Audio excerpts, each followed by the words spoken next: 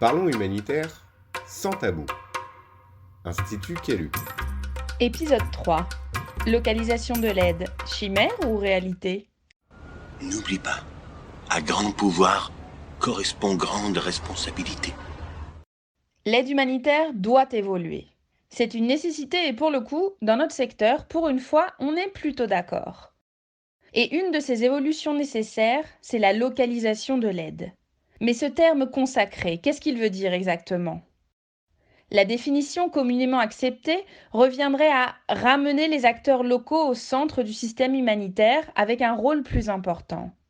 En gros, redonner le pouvoir à un niveau local, ce qui devrait inclure la prise de décision, la responsabilité, l'utilisation des fonds. Le problème, c'est qu'on pourrait penser que c'est plus de la bien-pensance qu'une réalité. D'autant plus que cette révolution annoncée n'est pas nouvelle. En 1996, dans le projet Sphère, on parlait déjà de la collaboration avec les acteurs locaux. Mais encore faudrait-il s'entendre sur ce que signifie partenariat. Pour moi, le partenariat véritable entre acteurs respecte et valorise la contribution de chacun, en particulier des populations. Mais quel rôle véritable est donné aux acteurs du Sud? C'est ce que nous allons voir avec Abdoulaye, qui nous partage son expérience en Guinée.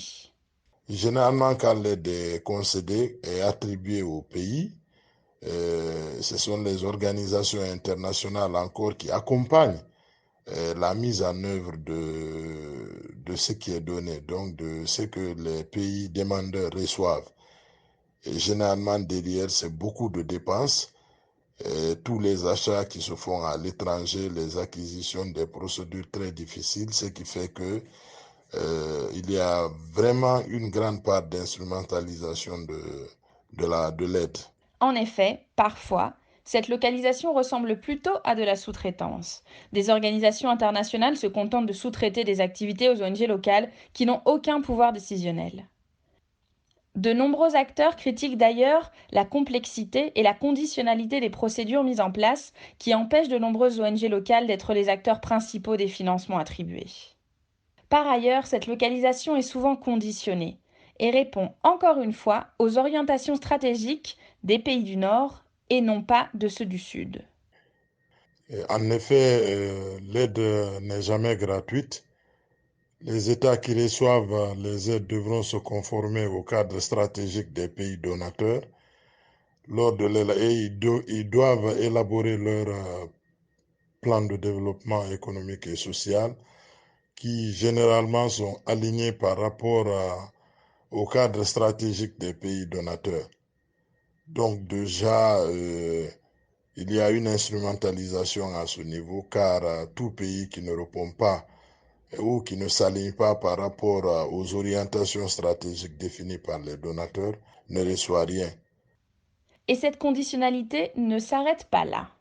Très souvent, elle tient également à voir avec des intérêts politiques et ne se base pas sur les nécessités des populations.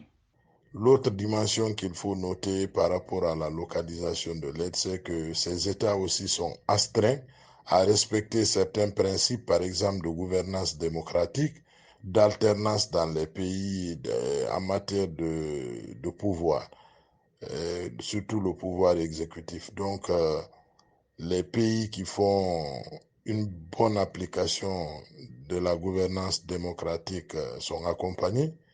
Au contraire, ceux qui se rebellent, même si les besoins existent d'une manière criarde au niveau des populations, sont abandonnés, laissés pour compte. On pourrait citer de nombreuses organisations qui sont actuellement dans un processus de transfert de pouvoir, qui relocalisent leurs bureaux, recrutent uniquement du staff local, mais ce ne sont en général pas les plus grandes et malheureusement, les décisions sont encore souvent prises ailleurs. En 2020, seuls 4,7% de l'aide humanitaire totale est allée directement aux acteurs locaux, étatiques et non étatiques. Et par ailleurs, on voit que la localisation de l'aide est souvent uniquement analysée au vu des financements alloués, alors qu'elle devrait inclure les aspects décisionnels et stratégiques. De fait, il est assez frappant de noter que lors d'une crise, peu d'acteurs locaux sont associés à la coordination de la réponse. Et je vous laisserai avec cette réflexion, partagée par un de mes collègues il y a quelques années au Sénégal.